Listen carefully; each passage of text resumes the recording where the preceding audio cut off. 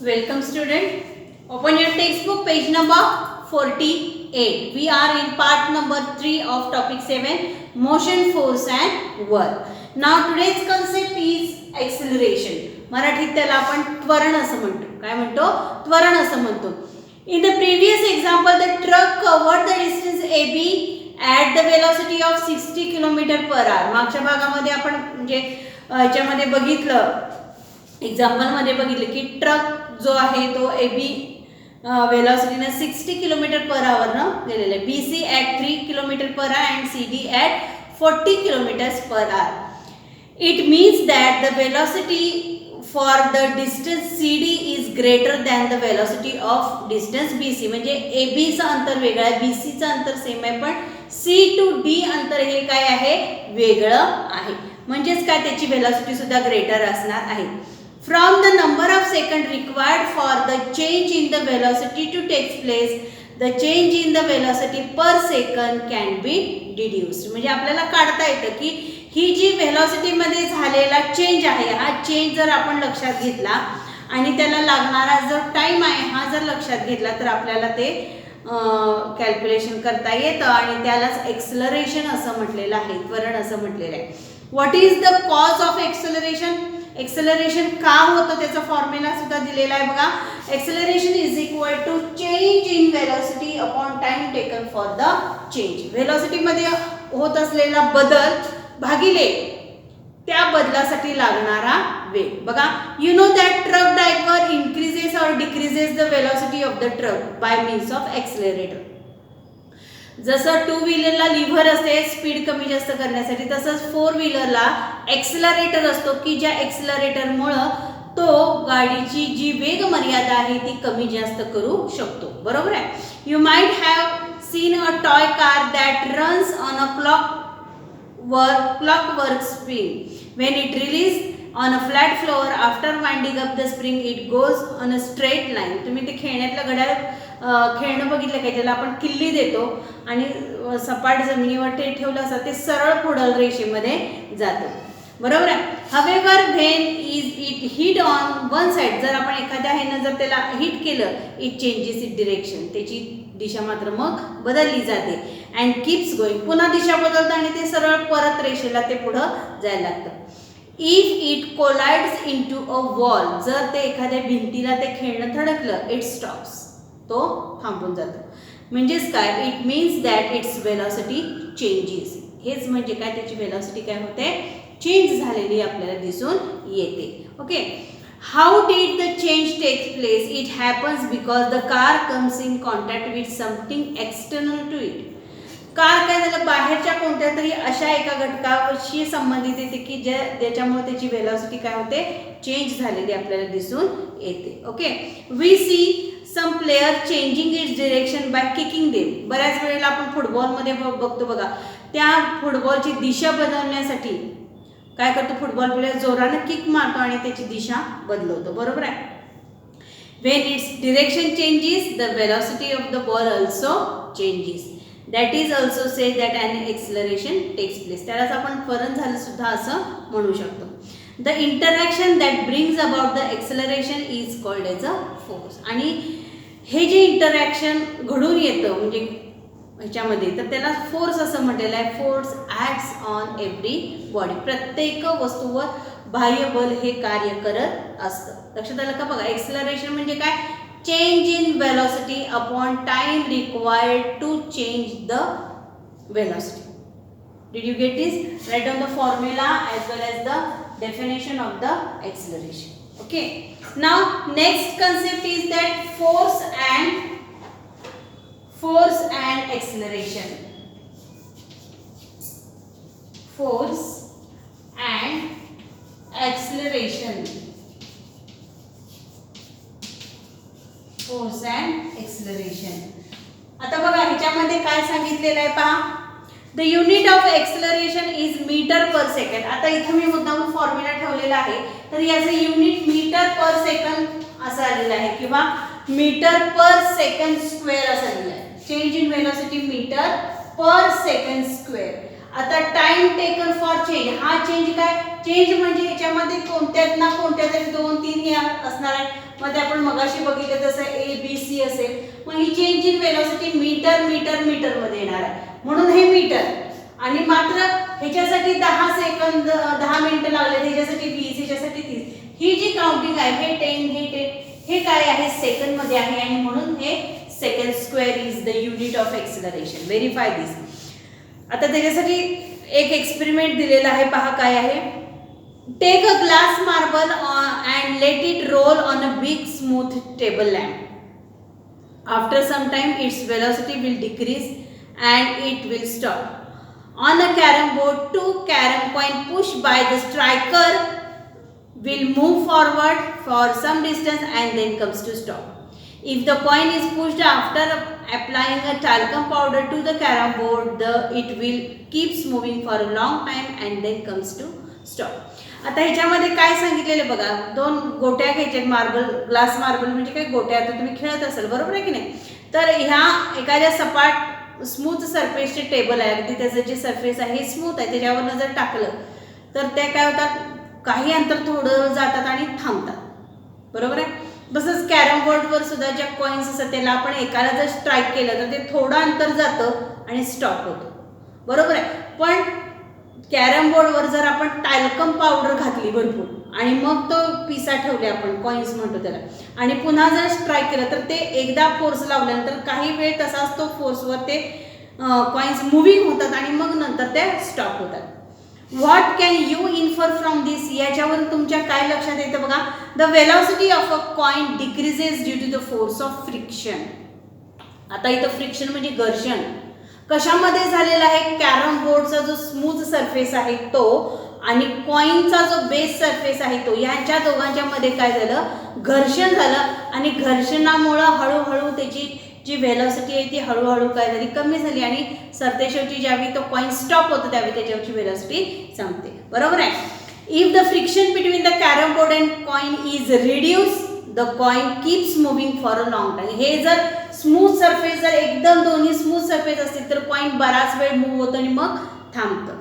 It would mean that if no force of friction is acting on a moving body, it will keeps on moving with a constant velocity. त्याच वेलॉसिटीनं तो coin काय होतो, पुढं पाठीमागं करून मग अगदी हळूहळू हळूहळू त्याची वेलॉसिटी कमी होऊन शेवटी थांबते, बरोबर आहे. आता हे जे एक्सपेरिमेंट आहे याच्यावर न्यूटन या शास्त्रज्ञानं काय केलेलं आहे, एक सिद्धांत मांडलेला आहे बघा. The scientist sir Isaac Newton was the first to study force and the resulting acceleration. आता हा जो सायंटिस्ट आहे न्यूटन यानं काय केलेला, पहिल्यांदा या फोर्सचा अभ्यास केलेला आहे आणि त्यानंतर परिणामी त्वरण हे कशा पद्धतीनं कॅल्क्युलेट केलेलं आहे हे याच्यामध्ये सांगितलेलं आहे. तर बघा, बघूया आपण Newton's first law of motion. तुम्हाला हाच जो पॉइंट आहे हा येत्या 10वी मध्ये सुद्धा अभ्यासायचा आहे. Newton's first law of motion.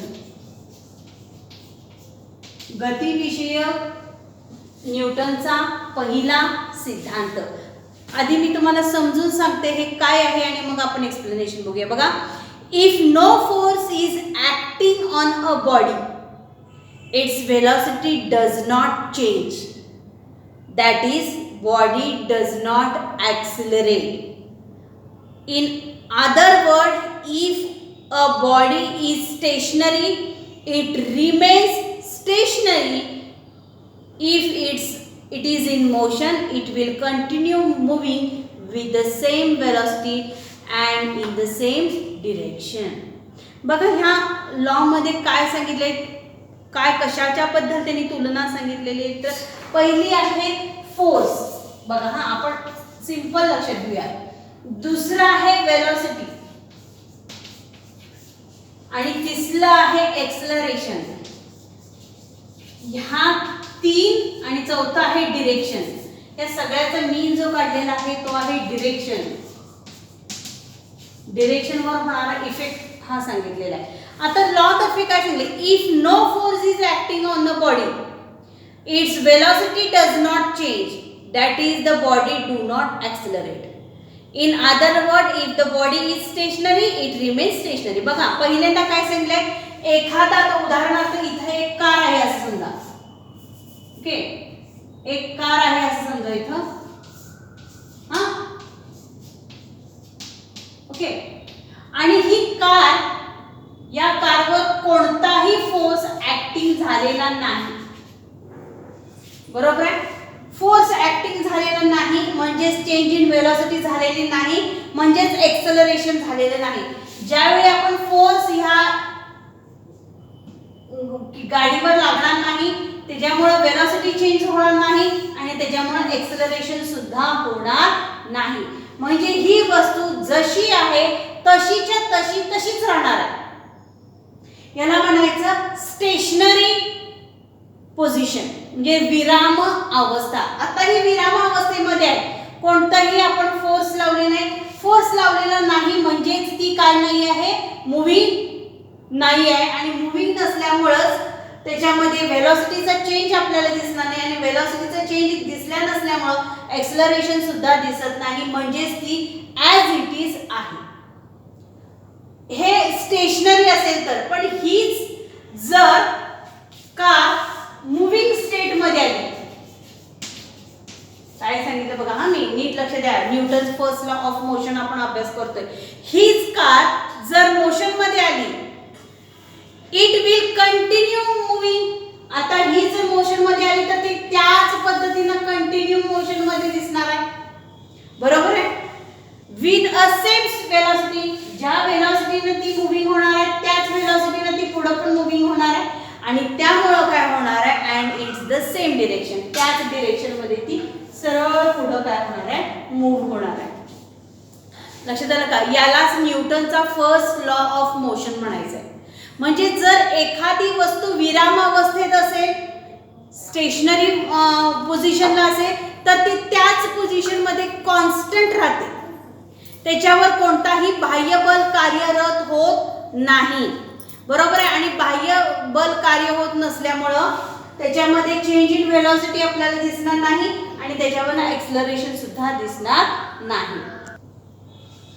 This is called as a Newton's first law of motion. आता हा मोशनमध्ये, मोशनच्या संदर्भातला पहिला लॉ आहे. आता पुढे काय सांगितले बघा, you have learned what is mean by force. आता आपण फोर्स म्हणजे काय हे बघितलेलं आहे. You have seen that body is accelerated due to force. म्हणजे आता उदाहरणार्थ गाडी चालू आहे, पण त्याला स्पीडअप करण्यासाठी आपण एक्सेलरेटर दाबतो, म्हणजेच काय करतो, आपण आपल्या बॉडीचा पूर्ण फोर्स त्या एक्सेलरेटरवर लावतो.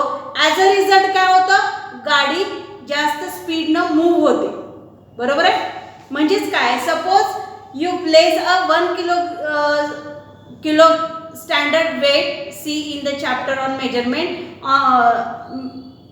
on the surface with no friction, pull it with an acceleration of 1 meter per second square, the force applied is called as a 1 Newton. that is 1 Newton दाखवलेला आहे, that is the force. म्हणजे काय सांगितलेलं आहे बघा, की एखाद्या सरफेसवर, पृष्ठभागावर ज्यावेळी फ्रिक्शन हे जे आहे हे होत नाही, pull it with the acceleration, एक्सेलरेशनच्या साहाय्याने ते पुल होत असेल, किती, 1 मीटर पर सेकंड स्क्वेअर ना, the force applied is called as a 1 newton. 1 newton म्हणजे काय, 4 newton is the unit of expressing the force, okay. आणि 1 न्यूटन म्हणजे काय, तर त्याचं उदाहरण दिलेलं आहे. लक्षात आलं. आता ह्याच्यासाठी एक सिंपल एक्सपेरिमेंट दिलेला आहे बघा. Place a weight of 1 kilogram on a smooth wooden table. Spread the talcum powder evenly on the table. Now pull 1 kg weight with acceleration of 1 meter per second square. Again pull it with the acceleration of 2.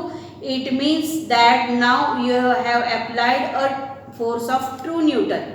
You will have to take many trials for this experiment. Force is measured by the acceleration that it produces. Very important sentence. Force is measured. Force आपण जो दाब लावलेला आहे किंवा दिलेला आहे हा कशामध्ये मोजला जातो, तर एक्सेलरेशन दॅट इट, कशा पद्धतीने ते त्वरित होतं याच्या अनुषंगाने आपण काय करतो, ते फोर्स कॅल्क्युलेट करू शकतो. We have learned on about the relationship between the displacement of the body resulting from the force applied and to do it and the work done. आता आपल्याला फोर्स म्हणजे काय माहिती आहे, ज्यावेळी आपण एखाद्या गोष्टीवर आपल्या बॉडीच्या सहाय्यानं फोर्स लावतो आणि त्यामुळे ती वस्तू काय होते, डिस्प्लेस होते, एका ठिकाणाहून दुसऱ्या ठिकाणी ती जाते, म्हणजेच काय होतं, डिस्प्लेसमेंट होतं. लक्षात आलं का? We have also learnt about the work and the energy. Capacity to do work is called as a energy. Okay, work energy relationship, and that is the ability to do work is called as a energy. Okay, have you understand all this, the concept and the regarding laws of motion? In the next part of the video we will learn about the force, displacement and the work. Till then, good day.